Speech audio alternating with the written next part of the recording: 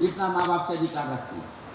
लेकिन जन्मजात रूप से हम सब लोग आस्तिक हैं। तो ईश्वर में अटूट श्रद्धा, ईश्वर के दिए गए जिंदगी में, जीवन में विश्वास, हीन भावना से बचिए।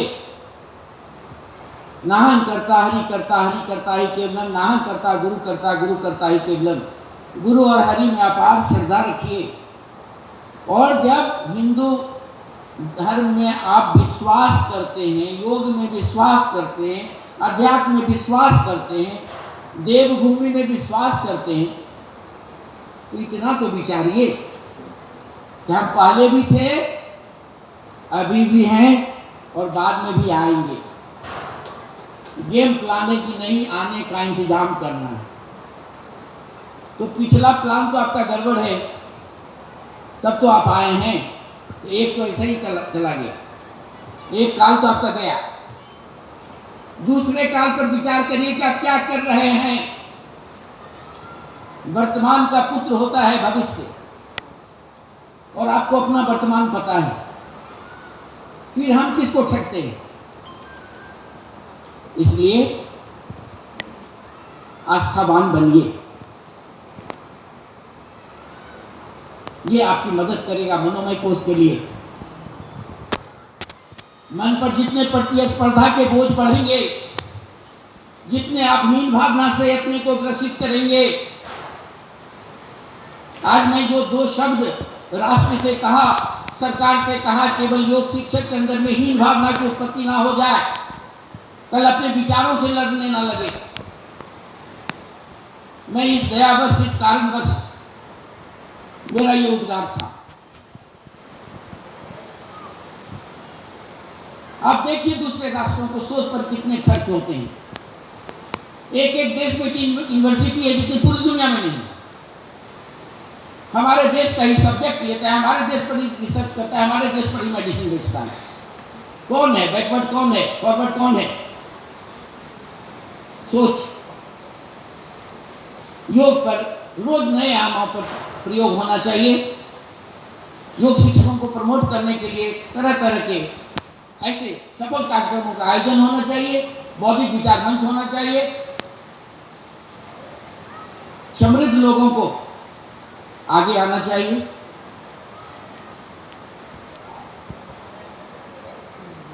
योग पर सफल होकर के किसी एक कोने में 5 कमरे बना करके हम लाल कपड़ा पीला कपड़ा पहन करके बैठ जाए, तो इसे एक संस्था का विकास हो गया। मानवता का विकास होगा क्या?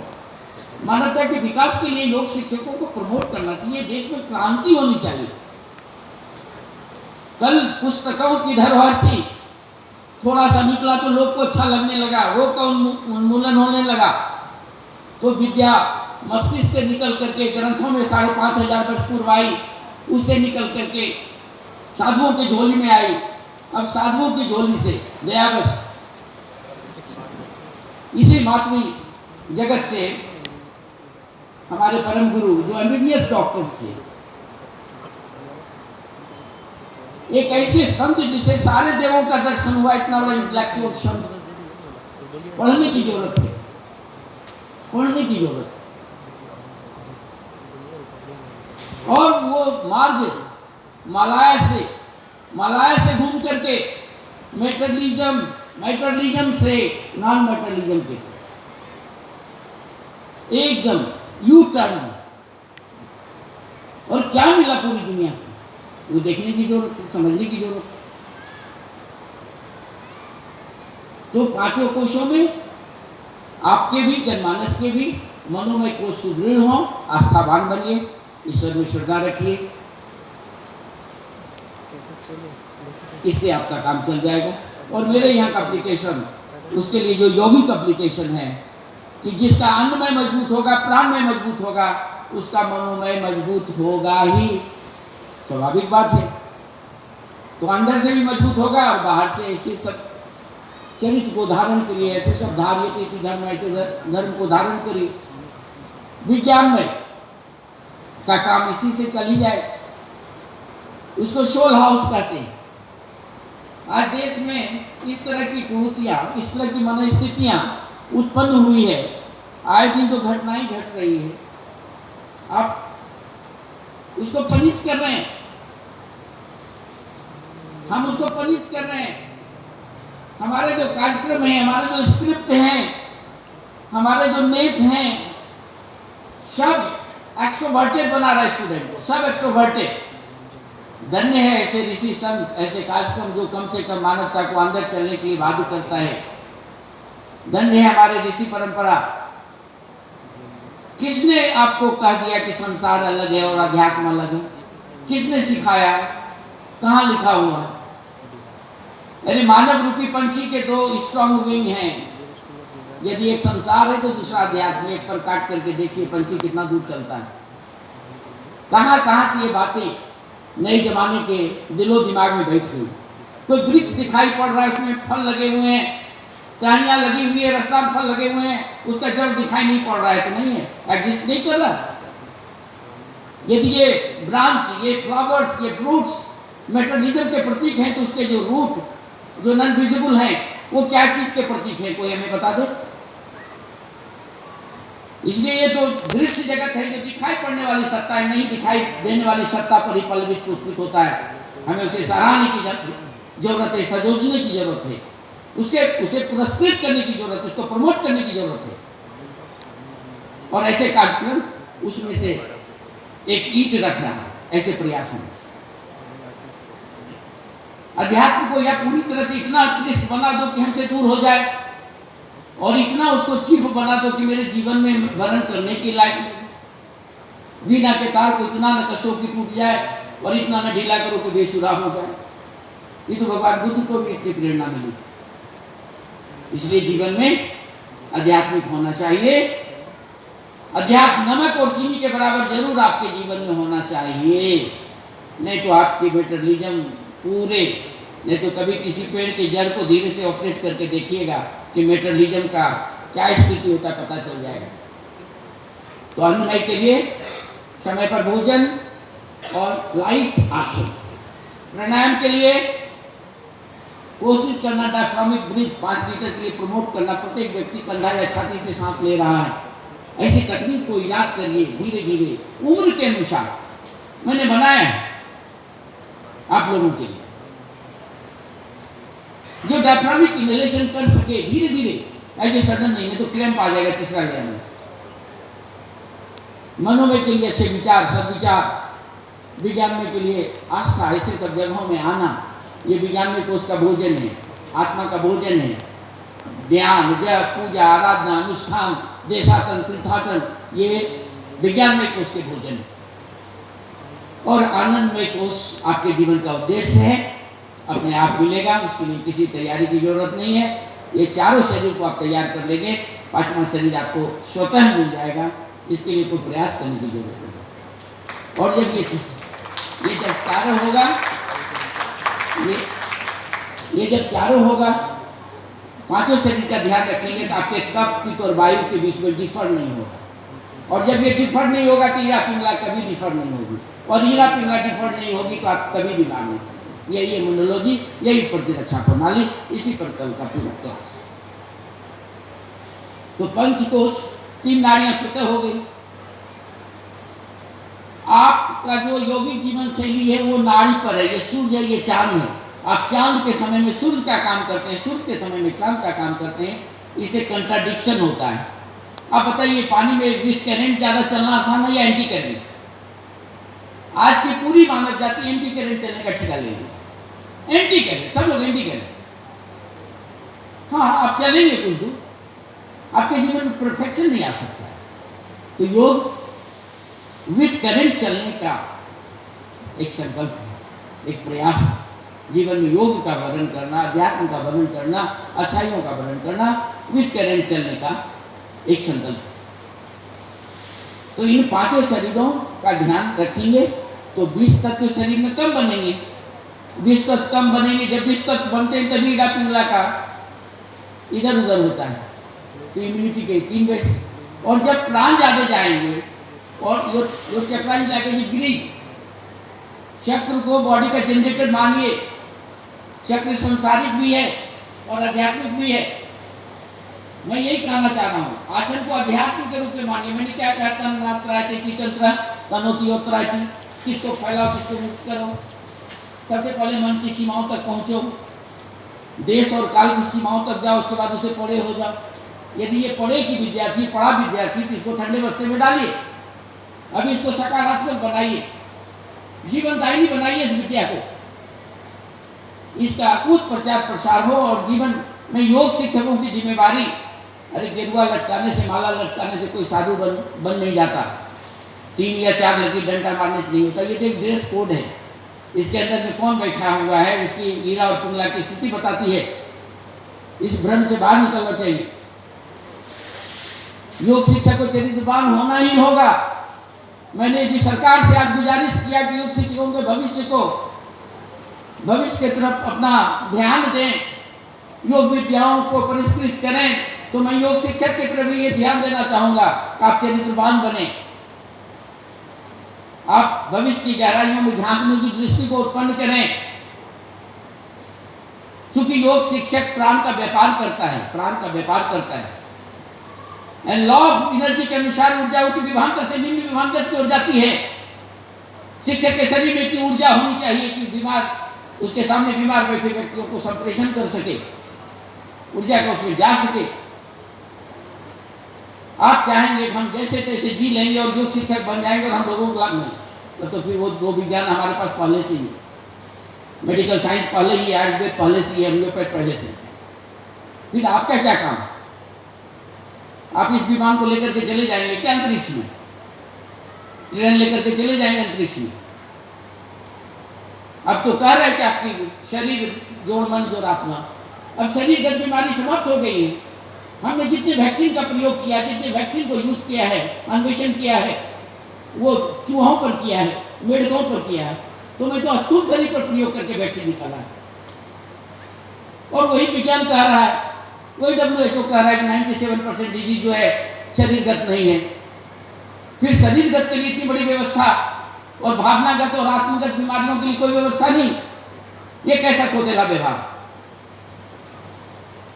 जो 20 साल पहले ट्रांस करने की प्रिस्क्रिप्शन दबा करके घूम रहा था दिल्ली में, आज भी घूम रहा है। जो 20 साल पहले डिप्रेशन की दवाई खा रही थी वो आज भी खा रही है। जो 20 साल पहले डायबिटीज की दवाई खा रही वो आज भी खा रही है। क्या इसको चिकित्सा करते हैं? ये इलाज का तरीका है? अभी भी तो मन मस्तिष्क खुलना चाहिए। अरे बीमारी कहते हैं टीबी को, जो 6 महीने दवाई खाता है तो संक्रमण समाप्त हो जाता है। टाइफाइड को कहते हैं जो 7 दिन में ठीक हो जाता है। मलेरिया को कहते हैं जो 10 दिन में ठीक हो जाता है।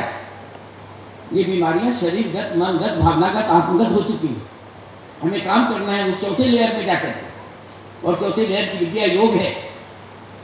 चौथे लेयर की विद्या योग है। इसलिए शिक्षक को बहुत काम करना पड़ेगा। शिक्षक का योग शिक्षक का संकल्प ऐसा हो कि बिना गिरुआ माला लटकाए हुए भी उसकी दिव्यता, उसके रिजॉल्व, उसके संकल्प, ये सब अद्भुत हो। ऐसे ही व्यक्ति के हाथों से योग फलदायी हो। हाँ, ये एक तरफा हमारा नहीं, आपकी जिम्मेवारी बड़ी है। आप संस्कृति के धरोहर हो, मानव के धरोहर, मानवता के धरोहर, मानव जीवन के धरोहर। इतना बड़ा संकल्प, आपको अपने बारे में सोचने का समय कहाँ? अरे पशु भी उतना काम कर लेता है, मानव का तो यही संकल्प था, बड़े भाग मानव स्तन पाओ, खाली गाने से नहीं होगा, हमें उठना होगा अपने विचारों से। तो ये 5 शरीर, 3 नाड़ी और 8 चक्र, जैसा मैंने कहा, चक्र जो है वो संसार के लिए भी जरूरी है और अध्यात्म में उड़ान भरने के लिए भी जरूरी है। यदि चक्र अपनी सीमाओं से नीचे चला गया तो आपको उस चक्र की बीमारी हो जाएगी। इसलिए योग में हम लोग चक्र का इलाज करते हैं। उस चक्र को कैसे प्रमोट किया जाए, उसका एज क्या है, उसका कॉम्प्लिकेशन क्या है, इस पर विचार करने की जरूरत हो गई। बस कोई कैप्सूल के तरफ को ना दे दिया और उसको विचार करना। तो 8 चक्र क्रमशः मूलाधार, स्वादिष्ठान, मणिपुरा, अनाहत, विशुद्धि, आज्ञा, बिंदु और सहस्रार। तो चक्र, शरीर, चक्र, प्राण, इस पर पूरी पकड़। जब भी आप भी अपने जीवन में योग करते हैं तो आप जो योग करते हो किस क्षेत्र पर उसका प्रभाव जा रहा है, एक क्या फर्क पड़ता है, क्या फर्क पड़ता है। मैं पिछले बार कहा था कि पूरी ये करने से ये योग नहीं है। ये कि कौन हिल रहा है, फिजिकल बॉडी। तभी तो मैं कह रहा था कि अन्नमय शरीर का क्या रोल है। तो अन्नमय शरीर से ऊपर उठिए, जब ये हिले तो इसमें एक प्राण शरीर हो, इसमें एक मन शरीर हो, तीनों को चारों को एक साथ जुटाइए, एक साथ नाड़ियों पर प्राण पर कार्य हो, फिर देखिए कि क्या होता है। मैंने और कुछ नहीं किया। मैं जीवन में जिन विषयों पर आपको बताया उसी को पूरे धैर्य और आस्था पूर्वक ईश्वर में विश्वास करके, गुरु में विश्वास करके उस पर कार्य किया और मैंने नहीं।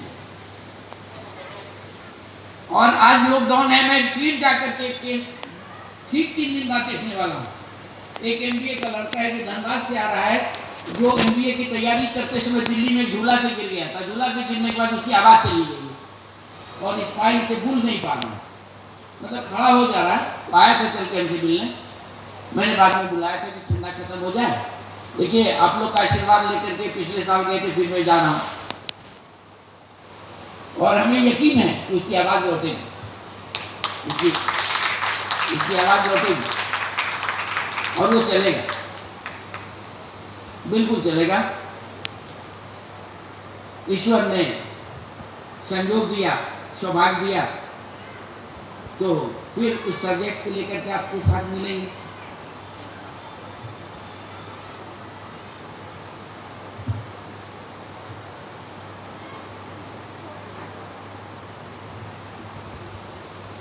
हम लोग इस विषय पर बात करेंगे और ये समस्त वैश्विक समुदाय के हितार्थ स्वामी निरंजनानंद सरस्वती जी की प्रेरणा से स्वामी निरंजनानंद योग केंद्र जम्मू द्वारा प्रस्तुत योग साधना कार्यक्रम।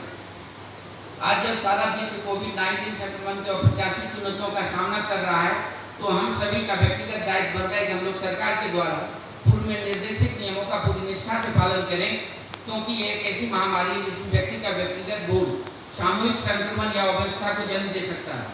इसलिए सरकार और डॉक्टरों के द्वारा दिए गए सुझाव का पालन आपके लिए अनिवार्य है। व्यक्तिगत, पारिवारिक तथा वातावरण की स्वच्छता को बनाए रखें, क्योंकि कहा गया कि prevention is better than cure. मैंने फिर लिखा है, ध्यान दें कि हम तो कार्यक्रम चर्चा आपको दे रहे हैं और कोविड-19 रोग के उपचार हेतु नहीं है, क्योंकि योग साधना कार्यक्रम का लक्ष्य आपके शारीरिक, मानसिक, भावनात्मक एवं प्राणिक स्वास्थ्य को सुधारना तथा भविष्य में आने वाली हर प्रकार की स्वास्थ्य समस्या के लिए प्रतिरोधक क्षमता को विकसित करना है। अभी जो मैं बात कर रहा था उसको बेसिक था इम्यून सिस्टम, इम्यूनिटी। इम्यूनिटी कहाँ से आती है, इम्यूनिटी को कैसे लाएंगे, योग में इम्यूनिटी का क्या मतलब है, ये मैं बता रहा था कि relation between Heera and Pingala. मैं पहले भी मैं कहा था कि मैं 21 को माला पहनूं, लेकिन मैं यदि भाषण दे रहा हूँ, अभी मेरा राइट कॉर्टेक्स काम कर रहा है, तो नेचुरली मेरी लिटमस टेस्ट है कि मेरा लेफ्ट नोज चलना चाहिए और आपका लिटमस टेस्ट है कि आप भी सुन रहे हैं तो आपका भी लेफ्ट ही चलना चाहिए। आप कितने पानी में खड़े हैं और मैं कितने पानी में खड़ा हूँ, अपने मन में तौल दीजिए। यही इम्यूनिटी। जब आप खाना खाइए तो राइट नोज ही चलना चाहिए, जब यूरिन के लिए बैठे तो लेफ्ट चलना चाहिए, जब स्टूल के लिए बैठे तो राइट चलना चाहिए।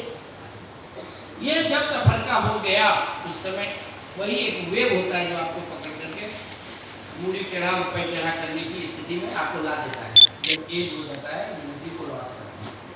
तो हम सब लोग नर्वस सिस्टम के गुलाम हैं। मानव की और कोई हैसियत नहीं है, जिसके लिए कोई चिंतन नहीं करता है। और जिस तरह से समाज बदला है, परिस्थितियां बदली है कि सबसे ज्यादा कुठाराघात तंत्रिका तंत्र पर हो रहा है, इसलिए योग की उपाधिता, योग की प्रासंगिकता आज के परिप्रेक्ष्य में इस पर ध्यान देने का आवश्यक है, नहीं तो फिर नहीं। आज के संदर्भ में योग की प्रासंगिकता, योग हमें बहुमूल्य आध्यात्मिक विरासत के रूप में प्राप्त हुआ है। योग का मुख्य विषय आध्यात्मिक पथ के उच्चतम शिखर पर चढ़ना है। शारीरिक एवं मानसिक शुद्धता और प्रबलता योग की सबसे महत्वपूर्ण उपलब्धियों में से एक है। सामंजस्य एवं एकीकरण के सिद्धांतों पर आधारित होने के कारण एक सशक्त एवं प्रभावकारी विद्या है। चिकित्सा वैज्ञानिक के अनुसार तंत्रिका तंत्र और अंतःस्रावी ग्रंथियों में संतुलन स्थापित करने के कारण ही यौगिक चिकित्सा प्रणाली सफल हो सकी है, क्योंकि शरीर के अन्य अंगों और प्रणालियों पर इसका सीधा प्रभाव पड़ता है। 20वीं सदी में तनाव और कोलाहलपूर्ण सामाजिक जीवन में आ सकती है। रात दिन मोबाइल फोन की घंटियां, गनगनाती घंटियों और 24 घंटे की व्यावसायिक आपाधापी के बीच योग व्यक्तिगत जीवन में राहत पहुंचाता है और कर्म में भी कुशलता लाता है। 21वीं सदी में व्यक्तिगत आवश्यकताओं की पूर्ति के अतिरिक्त योग सामाजिक कुरीतियों से जूझने की भी शक्ति प्रदान करता है। ऐसे समय में जब विश्व पुराने मूल्यों को नए मूल्यों से प्रतिस्थापित किए बिना ही उसे वो अस्वीकार कर रहा है, कम से कम उस पर विचार होना चाहिए। और स्वीकार कर चौराहे पर किंग करके विमूढ़ खड़ा है। योग लोगों को अपने वास्तविक स्वरूप से जुड़ने का साधन प्रदान करता है। अपने वास्तविक स्वरूप से जुड़कर लोग इस वर्तमान युग में सामंजस्यपूर्ण अभिव्यक्ति के लिए सक्षम बन सकेंगे, और जहाँ करुणा का नामो निशान भी नहीं बचा है वहाँ उसका आविर्भाव होगा। निश्चय ही आज मानवीय संवेदनाओं का चारों ओर अभाव दिखाई दे रहा है। इस परिप्रेक्ष्य में योग साधारण शारीरिक व्यायाम नहीं, वरन एक नवीन जीवन पद्धति को स्थापित करने का प्रभावकारी साधन है। एक ऐसी जीवन शैली है जिसमें जीवन की बाह्य एवं आंतरिक वास्तविकताओं का सुंदर संयोग होता है। निश्चय ही यह जीवन शैली एक ऐसी अनुभूति है जिसे बुद्धि से नहीं समझा जा सकता। अभ्यास और अनुभूति के आधार पर ही इसे जीवंत और समझने लायक बनाया जा सकता है। इस विद्या की जागृति का काल आरंभ हो चुका है। आप लोग मेरे साथ बोलिए, जय हो, जय हो, जय हो।